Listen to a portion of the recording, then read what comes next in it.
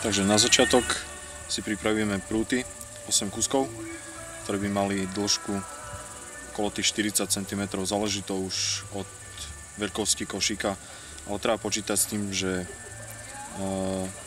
dno by malo mať aspoň tých 10 cm, steny košíka tiež nejakých 5 až 10 cm a rezerva musí ostať na uzavierku opäť nejakých 5 cm. Na začiatok teda si v 4 prútoch urobíme v strede dieru, cez ktorú potom prestrčíme ďalšie 4 prúty, takže nám vznikne základný kríž. Musí to vyzerať nejak takto. Čiže 4 prúty prechádzajú vnútrom 4 prútov. Takto. Keď máme toto nachystané, tak môžeme začať vypletať. Na začiatok je výhodné zohnať si tenší prút, ako sú prúty základného kríža. Tenší prút si prehneme na dve časti, tak aby jedna časť bola dlhšia o nejakých 15 až 20 cm. Pomôže nám to potom pri nadpájaní ďalšieho prútu, aby nám neskončili obidva naraz. Prehneme si na policu a túto slučku zasunieme na jeden zo 4 prameňov, čiže takto. Môžeme začať vypletať. Začiatok vyzerá takto, že spodný prútik ide hore a horný pôjde dole. A opäť to zopakujeme. Treba si dávať pozor na to, aby spodný išiel vždy prvý a nešiel po vonkajšej strane. Musí ísť znútra, takto. Takto opletáme celý kríž systémom spodný hore, horný dole, až pokým nedostaneme nejaké 3 otočky. Po 3 obrátkach je dobré začať rozpájať rebra na polovicu. To znamená opäť spodný hore a horný ide dole. Spodný ide hore a horný dole. Takto urobíme celé kolo.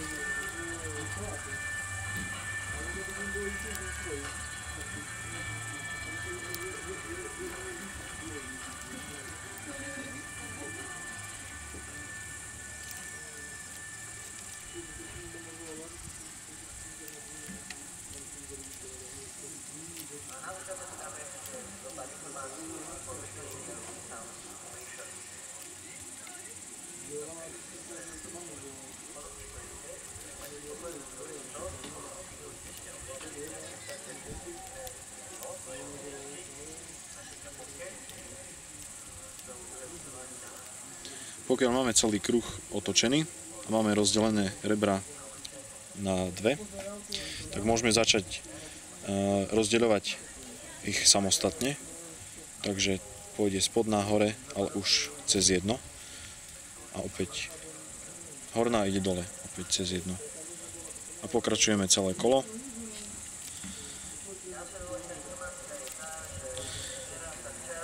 Takto dostaneme základný, teda základ dna, z ktorého môžeme potom ťahať steny.